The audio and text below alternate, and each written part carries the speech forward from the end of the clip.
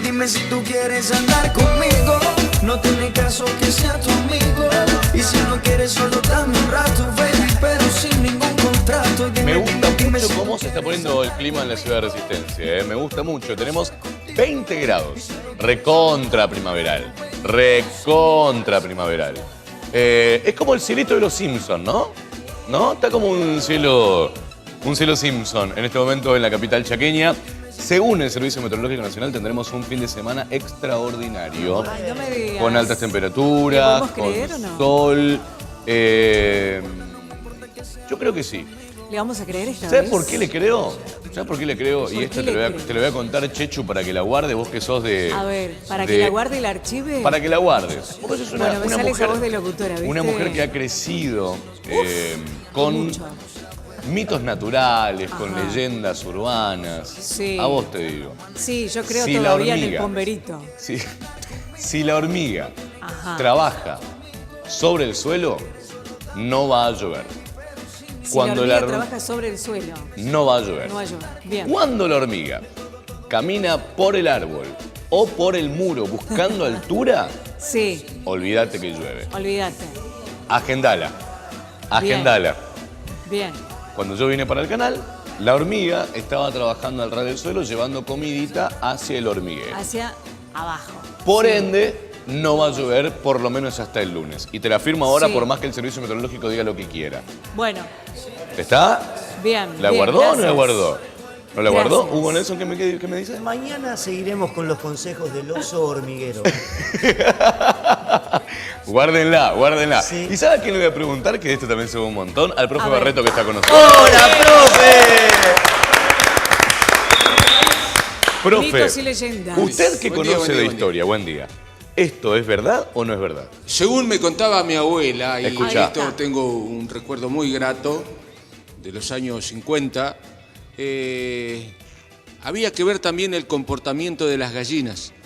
Ah, a ver Porque esa. cuando las gallinas van más alto en los lugares donde duermen, es porque va a llover.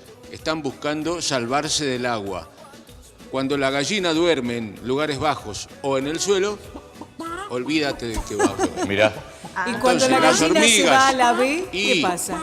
Las gallinas son elementos que sirven al Servicio Meteorológico Nacional. Para mí sí. Y Para la mí el día otra- que empiecen a mirar para abajo y no tanto para arriba, le van a pegar con Y el, la otra con el es pronóstico. que hay, Sí. por ejemplo, centros sismológicos en Japón, Ajá. donde miden la Animal, posibilidad de un terremoto a partir del nerviosismo y del movimiento de la pata de los gallos y de las gallinas, porque Sí. ellos son los primeros que van a captar las ondas sísmicas que Mira. se vienen produciendo desde el interior. profe, Entonces, viendo- cuando el gallo profe, empieza esto a es un moverse, Sí. Sí. señal de que viene movimientos de la Tierra. Pero, a ver, y lo Profe, realmente ¿puedo bueno es hacer que una ocurre. pregunta? Sí, adelante, alumna. Sí. Bueno, viendo el título, el BRAF, digo, si las hormigas cuando vemos que trabajan arriba es porque no va a llover, el kikiriki sube también no va a llover. Y cuando vemos un helicóptero que se va, ¿qué va a pasar?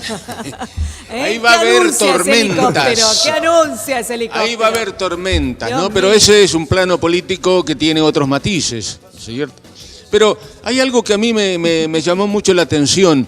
Cuando vivía en Hermoso Campo, en el año 81 se produjo la mayor inundación de la historia del sudoeste chaqueño. Y ahí pudimos observar miles y miles de grillos que salían de las cuevas. Quién sabe cuántos años han estado permaneciendo allí buscando salvarse de la inundación. Es decir, ese fue el primer dato que llamó la atención para lo que se vino después, que fue la mayor inundación que soportó Las Hermoso ratas O sea, Campo. como los huyen, grillos ¿no? empezaron a salir antes y todo el mundo decía, ¿de dónde salen tantos grillos? Y después viene la Claro. inundación. Las ratas Qué también bárbaro. son las que huyen La primero. naturaleza es tremenda, chicos. O sea, ¿cómo saben? No sé. Pero Aprenden los hombres de los mensajes de la naturaleza. Hablando con Leco Zamora, un referente wichí, me contaba de qué manera, de acuerdo a cómo se mueven las hojas y de acuerdo a cómo sopla el viento, Sí. ellos leen el mensaje de la naturaleza para saber el comportamiento, no solamente del clima, sino también de los hombres, ¿no? Bueno, de esto hay mucho, así que la gente bárbaro. puede comunicarse con nosotros desde todos los puntos de la provincia del Chaco. Hay gente de Chubut mirando este programa también, aquí le mandamos un abrazo. Y puede decirnos cuáles son esas señales que ellos reciben para saber qué viene. Puede ser calor, pues. ¿Viste cuando dicen si llueve y hace burbujitas en el charco es porque va a Llueve ser... con burbujas, con va a llover mucho. Va a llover Sí. mucho o va a Lo llover mismo la durante luna. toda la jornada. La luna, si si se llueve con esconde. luna llena, cada 7 días te va a llover durante un mes. Hay como un montón de mitos que se dan en cuanto a esto. Así que bueno, ustedes que están en casa pueden empezar a opinar. Bueno, profe, debo felicitarlo primero por la charla que tuvo ayer aquí en el Encuentro de la Cultura Peronista. 1 hora de charla de el comienzo de la historia del Partido Obrero, en esta parte, digamos, del movimiento obrero, en realidad, dentro de la provincia del Chaco. Y bueno, una introducción chiquitita de cómo le fue. Sí, alrededor de las 18:30 tuvimos la oportunidad de ser invitados por esta comisión ad hoc que se formó. Y bueno, allí llevamos todo lo que podemos aportar modestamente desde nuestro trabajo, nuestro ensayo, nuestra investigación, que nos costó realmente una investigación de 10 años, Ariel, vinculado con qué pasó con el movimiento obrero anarquista, socialista y comunista entre 1905, en que se da la primera huelga en el Chaco, hasta 1945, en que se da el 17 de octubre al revés, inédito acá en el Chaco, y después qué pasó con la formación de los cuadros sindicalistas del movimiento obrero peronista. Todo esto lo desarrollamos en el término de 45 minutos, acompañado por otros dirigentes sindicales, cuyo nombre en este momento no lo recuerdo, pero que pertenecen a la agrupación Saúl Ubaldini, de acá de Resistencia, y bueno, aportamos lo que pudimos acerca de las grandes luchas que tuvo el movimiento obrero del Chaco, que fue uno de los más combativos y de los que más poder político tuvo en la Argentina del siglo pasado. Bueno, ahora sí nos metemos de lleno ya en el tema Del que nos helicóptero. trajo para el día de hoy.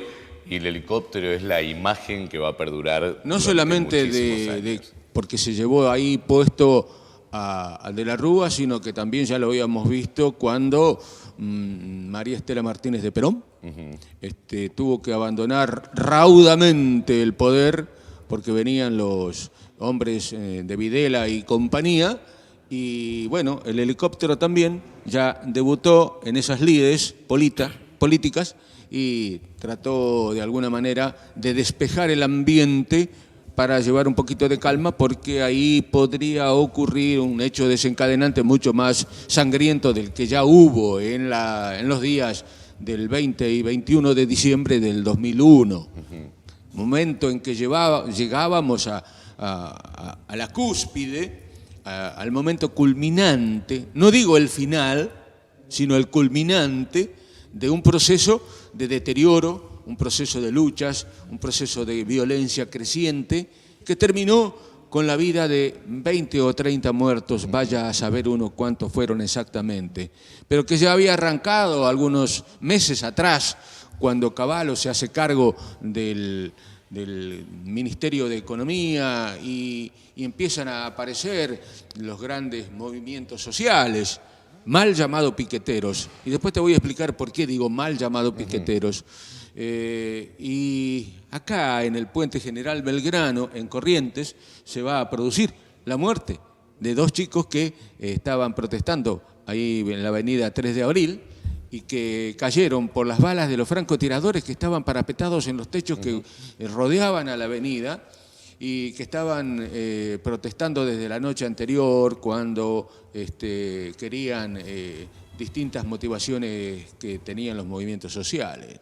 Pero cuando Cavallo dispuso el corralito para tratar de evitar la fuga de capitales, pero ya había cierto sector que se había favorecido con la información y había sacado sus dinerilios hacia afuera, a los pequeños y medianos ahorristas fue lo que rebalsó el vaso de agua y esto produjo lo que en la Argentina comenzó a denominarse como cacerolazo. La importancia de frenar la fuga de capitales, digamos, esto se habla de hace tiempo, pero fue la peor manera. Luego se aplicaron políticas para que nuestra plata no se vaya hacia afuera o no se pierda por el extranjero o no vaya a parar a alguna cuenta offshore y qué sé yo. Se han aplicado políticas. La de Cavallo no fue la más correcta porque prohibió retirar dinero directamente encerrando nuestros ahorros. Bueno, Pero precisamente no favoreció a los sectores... pero más ya les había pudientes. avisado de antemano a los poderosos para que la hagan Los volar. poderosos ya Claro. habían hecho volar sus capitales al extranjero y esto hizo que inmediatamente tratara para paliar esta situación, porque el Banco Central, y este es un dato poco conocido, el Banco Central solo poseía el 20% de los ahorros que habían depositado los argentinos. Sí. Entonces había que con cuentagotas tratar de suministrar algunos dinerillos para poder de esta manera paliar la situación, porque la gente salía a la calle, golpeaba lo que encontraba, gritaba, zapateaba y hacía los famosos cortes de ruta, los piquetes. Y digo piquetes porque me voy a referir a un término que en la Argentina y después en Latinoamérica se adoptó, que es el término piquetero. ¿Por qué mal llamado piquetero? Porque estos hombres no hacen del piquete una función en sí mismo. Estos son movimientos sociales que nacen ante una necesidad en el año 1995-96, porque el Estado se retira y no cumple con las necesidades básicas de la población. Por lo tanto, surgen los movimientos sociales que se van a encargar de crear comedores, de crear merenderos, de crear huertas orgánicas, de atender a la población mal alimentada, de crear jardines de infante, escuelas primarias, lugar para los ancianos, centros de salud. Todo esto lo hacían los movimientos sociales. Claro, no solo ir a cortar calle, digamos. Entre otras cosas, como movimiento de lucha, usan el piquete. Esa era la herramienta, claro. Es decir, el piquete es una medida de fuerza no querida por nadie de la población ni por los mismos integrantes del movimiento social, Sí. porque de alguna manera está cortando el derecho al tránsito. Pero ahí hay dos derechos, como decían los integrantes de los movimientos sociales que nacieron en el Chaco en la época de Rosas, yo creo ya, que a ellos cortan una calle, pero a ellos le cortaron la posibilidad de estudiar, de trabajar, de acceder a los derechos que todo hombre debe tener, porque son inalienables, imperdurables y eternos, ¿no? Entonces, si a mí me cortan este derecho, yo tengo derecho también a cortar la calle. Esto no es simpático, pero se los bautizó como piqueteros y este no es el término que designa al integrante de un movimiento social. Claro, Eso es lo que... y además no solamente que se los bautizó como piqueteros, sino que se los ninguneó. Se lo estigmatizó se de lo alguna manera estigmatizó. que la sociedad lo condene, ¿no? Claro. Pero bueno, algunos de ellos Obtuvo la han condena hecho social tan velozmente, el movimiento social. de todos, simplemente después viene la estigmatización del pibe con gorrita, ¿no? Sí, que del cabecita negra. Estaba de alguna manera ahí, ustedes lo ven en pantalla, muchos pibes que se cubrían la cabeza con gorra para evitar de que los organismos de seguridad lo identifiquen a través de las pantallas y que inmediatamente sabía que terminada la manifestación iban a ir tras las rejas, ¿no? Este estallido popular que comienza con las asambleas de la gente en las plazas, un hecho inédito prácticamente, salvo lo que ocurrió el 14 de agosto de 1806, cuando se produjeron las invasiones inglesas, no se producían asambleas populares o cabildos abiertos como los que se habían realizado acá en el Chaco, ya en la época de las ligas agrarias, en 1968, 1970. Se realizaron miles de asambleas populares donde el pueblo directamente decidía qué era lo que iba a hacer. Y esto, en su mayoría, significó movilización. Socialmente fue el movimiento más ruidoso, digamos, de nuestra historia, esto de salir a cortar calles, a hacer piquetes, a hacer saqueos, porque hubo de todo, en esa época, en ese año, pasó de todo. Ariel, si tenemos, creo que, desmenuzar en partes este análisis político, ideológico y sociológico, porque si lo hablamos numéricamente, creo que lo del 20 y 21 de diciembre de 2001 fue el hecho numérico más grande de la historia argentina. Había 4 millones de personas en las calles luchando contra este gobierno, que para apaciguar esta rebeldía no hizo más que echar más nafta al fuego cuando declaró el estado de sitio. Peor el remedio que la enfermedad. Sí. En cuanto a combatividad, creo que entre el cordobazo del año 69 y este hecho del 2001, creo que hay mucha similitud, pero debido a la forma en que la gente luchó en aquel momento, prácticamente con los elementos que tenía a mano, ¿no? Una piedra, un caballete, un cajón de madera, un colchón que sacó a la calle para quemar, para cortar el tránsito. Quiero hacerle una última pregunta porque tengo que cerrar. Yo sé que no es su función, pero a partir de conocer la historia usted puede sacar conclusiones. ¿Qué tan lejos o qué tan cerca estamos en este momento de la historia de que ocurra algo similar al 2001? En aquel momento la CGT y los movimientos sindicalistas tenían un rol destacadísimo, ¿no? En el sentido de que tenían mucho peso. Hoy por hoy creo que hay una especie de freno a las aspiraciones que está sintiendo la clase trabajadora por parte de cierta dirigencia sindical. Creo que hay cierta dirigencia sindical, y lo vimos en la reunión de ayer, donde le prometieron un poquito más de un pan dulce y una sidra, y que negocien particularmente con las empresas privadas para ver si le van a dar un subsidio de 2.000 pesos. Esto es prácticamente la nada. Entonces, hay gente con bronca en las bases, pero la dirigencia sindical, salvo honrosas excepciones, no da muestras de querer combatir a este gobierno. Y lo que me llama la atención, lo que anoche me enteré, y esto creo que le interesa a todos los empleados de comercio, es que parece que cayó el convenio que habían firmado los empleados de comercio. ¿Qué me vas a parar?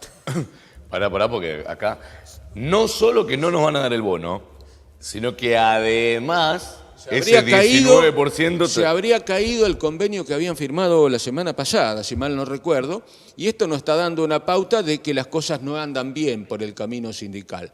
Entonces me parece que, salvo que de pronto las propias bases decidan movilizarse, no hay que esperar demasiado de esta cierta dirigencia que vemos que está negociando, yo diría sospechosamente, con algunos empresarios y con algún miembro del Estado.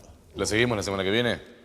Cuando ustedes quieran, a su servicio, muchas gracias y hasta la semana que viene. A usted, Eduardo Barreto, con nosotros. Genial. Genial el aporte, como siempre.